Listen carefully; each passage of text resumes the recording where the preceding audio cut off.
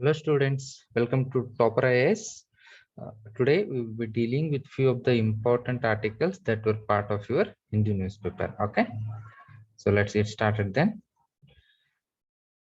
So the first one is with respect to India's deep seas are home to 4,371 species of fauna according to Geological Survey of India. Okay, so Geological Survey of India is an autonomous institution that works under Ministry of Environment. Okay, so recently Ministry of Environment has released a book with the title Deep Sea Faunal Diversity in India. So faunal diversity, nothing but animal diversity. So the book is talking about the animal diversity that is present in deep sea ecosystems. So what is this deep sea ecosystems? So deep sea ecosystems are those ecosystems which are below the depth of 200 meters from the surface of water. So within a water up to 200 meters, there is usually a penetration of sunlight. Beyond 200 meters, you don't see a penetration of sunlight. So moment there is no sunlight, obviously there is no photosynthetic activities, and what you find is only presence of animals. So such presence of animals, so diverse animals that were present in this deep ecosystem, the survey of this was uh, done by the Geological Survey of India, and this publication is first detailed work on such deep sea organisms of the country. And it said that the deep sea animals are very diverse, starting from unicellular eukaryotes to sponges, corals, fishes, and mammals. They say that there is a lot of diversity present. Okay, so then we see some important facts which are part of it. What it said is, so obviously the title itself was conveying that there are around 4,300 species of deep sea fauna, and of those 4,000 species, it says is, 2,700 species were from Arabian Sea, around 1,964 were from Bay of Bengal, 396 from Andaman Sea, and 253 species from Laccadive Sea. So they have broken up that into sub species based on the area of founding. And one more fact they told is, 1,000 species are under kingdom Protista. So Protista kingdom is nothing but kingdom that is containing unicellular organisms, unicellular eukaryotes, unicellular eukaryotes. Okay, so that is Protista kingdom, whereas 3,339 species are under kingdom Animalia. So these are nothing but multicellular eukaryotes. Multicellular eukaryotes. See, eukaryotes are nothing but those are organisms. So cells of organisms are having bounded membrane. Okay, they are referred as eukaryotes. So these are unicellular eukaryotes, whereas Animalia are multicellular eukaryotes. That is a classification of organisms. So 1,000 are in Protista kingdom and around 3,300 are in kingdom Animalia, is what the article is saying. Okay, and we will go to next article. So it is with the heading, India to push for WHO approval for Covaxin. So India want to Covaxin to be approved by WHO. So what is this in the sense? You see, pandemic, COVID pandemic hit entire the world. So after the pandemic, so what was the immediate things that made in the headline? Among the many things, vaccine development also was also one of the headlines. So every country, like most of them, were running to produce vaccine as early as possible. But the thing is, sometimes hurry will bury. So yes, you want to produce vaccines much early, but it might compromise on the quality, safety, and efficacy of the vaccines.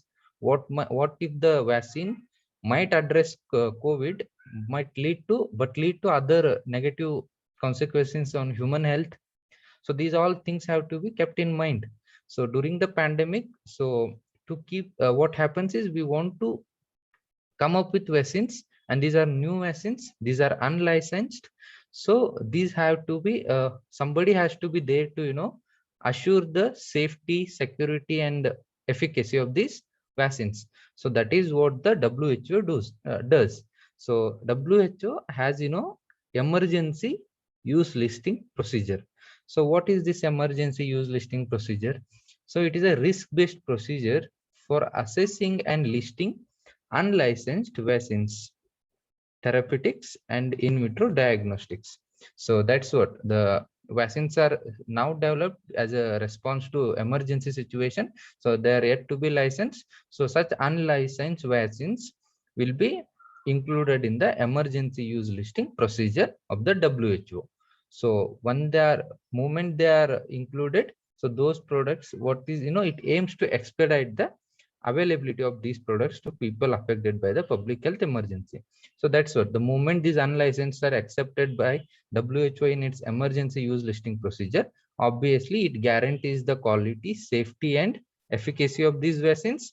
So that will provide give signals to be it UN procurement agencies or other nations to procure these vaccines, so that it will be used in the treatment of people. Okay, so this is a key tool for even companies wishing to submit their products for use during the health emergencies. And what we should keep in mind is in India has made Covishield from Serum Institute of India is already in the UEL list.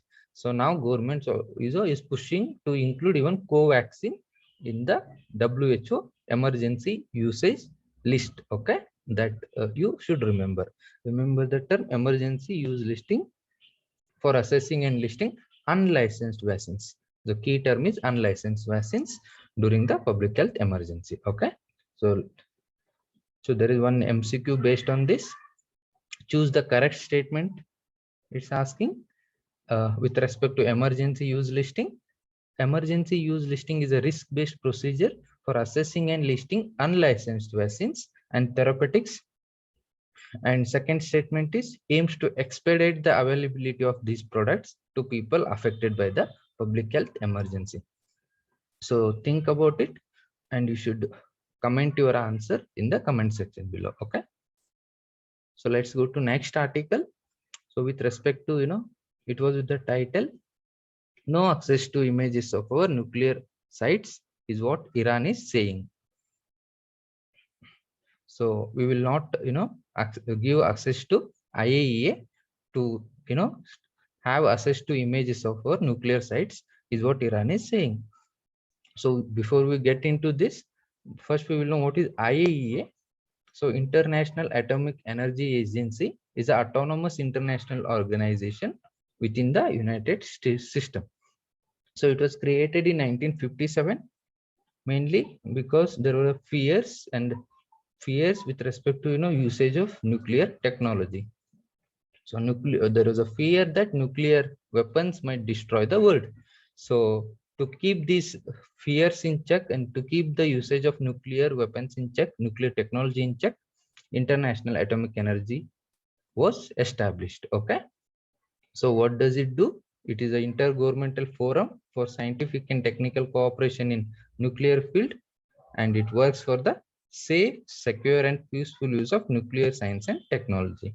Thereby, it contributes to international peace and security and United Nations sustainable development goals. So moment there is a peace, that will act as a conducive environment for the achievement of sustainable development goals. So this is what the IAEA is, International Atomic Energy does. So as a part of its function, so it has different tools, and additional protocol is one such tool in the IAEA. So what IAEA does, additional protocol under this, see, basically IAEA will be surveying the nuclear facilities in the countries of its member countries, and this is a normal course, and there is an additional protocol with respect to IAEA functions. So what additional protocol means, in the sense countries will give greater accessibility to IAEA in surveying the nuclear facilities. So one such additional protocol was with the Iran. So what it does, it enhanced the surveying capacity of IAEA. So like it provides for additional verification measures that strengthen the effectiveness and efficacy of IAEA safeguards. That is nothing but broader access to information about states' nuclear programs. So increased physical access by the IAEA, so presence of IAEA officers and improved administrative arrangements. So additional protocol is aiming to strengthen the uh, efficiency of IAEA's work. Okay, so this was there. So additional protocol was with the Iran, and now what Iran says is it is not going to give access to IAEA for to have access to images of its nuclear sites, is what Iran is saying. Okay, so what's the, why did the issue? See, because see, this is in Iran, US joint comprehensive plan of action, IAEA. These are all interrelated. We will see it like there is a joint comprehensive plan of actions that you will most of the times come across in news. So see, this was a agreement signed between Iran and P5+1, that is permanent 5 of UN Security Council, plus 1 is Germany in 2005. So what was this agreement was about? So agreement was, it imposed restrictions on Iran's nuclear programs in exchange for sanctions relief. So Iran's nuclear program and sanctions are two things. So what was, Iran was involved in n number of nuclear activities. Okay, so nuclear activities were going on in Iran. For example, uranium enrichment is one thing. See, uranium enrichment, we mean, increasing the composition of U-235. So this is enriched uranium, and this uranium is, critical in, your nuclear power generation, civil nuclear power generation, and is also critical element in development of military nuclear weapons. Okay, so moment Iran is involved in nuclear enrichment, there was a fear that this will be used in the production of more nuclear weapons, thus disturbing peace, threatening the peace and security in the world. So Iran, so what was the agreement did? Agreement imposed restrictions on Iran's nuclear program. So if you do these implement these restrictions, then we will not put a sanctions on the Iran. So what is sanctions in the sense? These are nothing but commercial and financial penalties applied by one or more countries against a targeted state, group, or individual. So you are imposing commercial and financial penalties if somebody engages with a particular country, group, or individual. See, for example, Iran. So major source of revenue for Iran is oil. Okay, so what you will do is you will impose oil sanctions against Iran. Meaning of this is, other countries should not borrow oil from the Iran. So moment countries will not borrow Iran, obviously this will hit the economy of the Iran, which is mainly oil based economy. So there is a fear of economy side from point of view. So that's why if you want to avoid such economic sanctions, so then you should implement these restrictions on nuclear program that you conduct, was the what joint comprehensive plan of action agreement was saying. Okay, so this agreement was signed is 2015. Iran agreed. So, and as a part of this agreement, International Atomic Energy Agency would be verifying the nuclear facilities in the Iran. So this was going on, and even Iran was complying with this agreement. But what happened, despite the Iran's verified compliance, United States withdrew from this agreement in 2018, and it reimposed all the sanctions on Iran that was lifted by the agreement. So now what Iran did in parliament, approved a bill that would suspend a part of UN inspections of its nuclear facilities if European signatories did not provide relief from oil and banking sanctions. So US has imposed the sanctions. So obviously the Iran was implementing the conditions of agreement to avoid oil and banking sanctions, but again US has imposed the sanctions. So it wants other member countries, so P5+1 other countries should come to the rescue of Iran.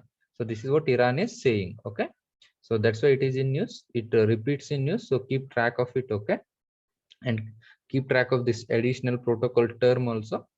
It provides additional verification measures for IAEA to strengthen its surveillance procedure and all, okay? That you remember.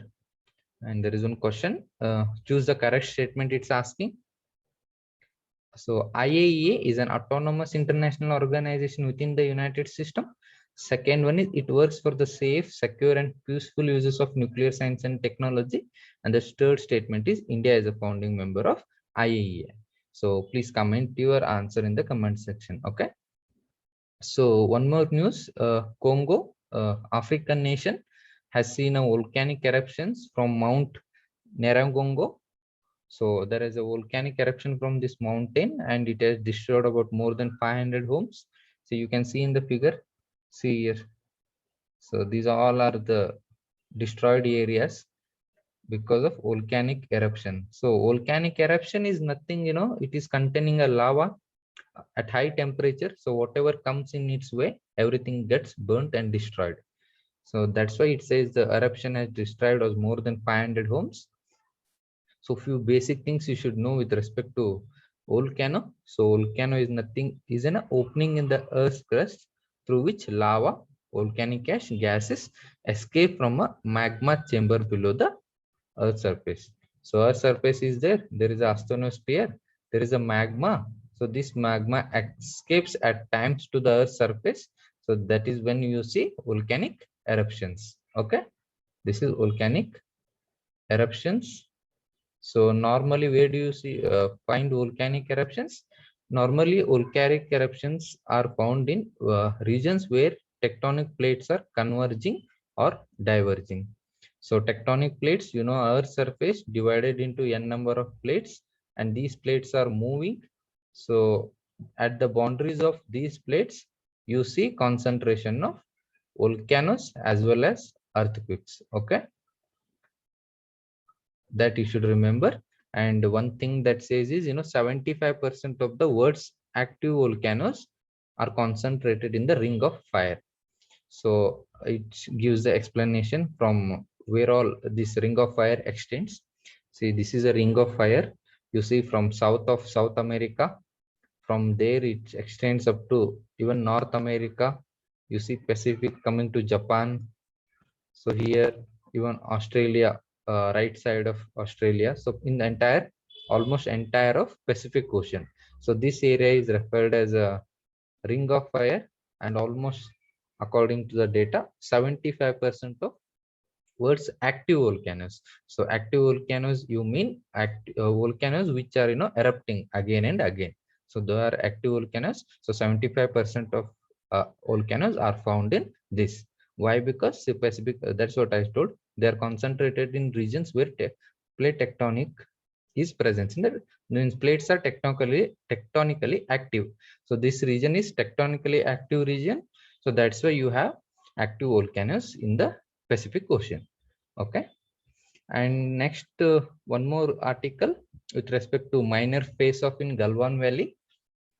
So we will, this is also in news since 1 year, almost 1.5 year. So, on 15th of June 2020 at Y junction of Galwan Valley, there was a clash that happened between Indian Army and Chinese troops. Okay. And this was a biggest military confrontation between two neighbors since the war in 1960s. So because of confrontation, what it was decided was that we will have a no patrolling zone. So patrolling in the sense people will go around the area to check, for security observation and all. So what they created no patrolling zone so that personnel from Indian Army and Chinese troops do not come near each other and no clashes will erupt. So that was the intention of it. But what you should remember is, prior to this April-May 2020, Indian Army was regularly patrolling this area. Why? Because this, according to India's perception of line of actual control, this belongs to India. The area belongs to India. So we will regularly patrol the area. And what Chinese were doing, they were just patrolling now and then, and they used to leave. But after April, May 20, what has happened, they have now become a permanent presence. So they are permanently present over the region compared to earlier, they used to, patrol only sometime and they used to go back. But now they have permanently present in that region. So that's the issue. So that's what Chinese troops, and because of their presence, they have blocked Indian troops from patrolling various points running from Depsang Plains in north to Pangong So Lake in the south in eastern Ladakh.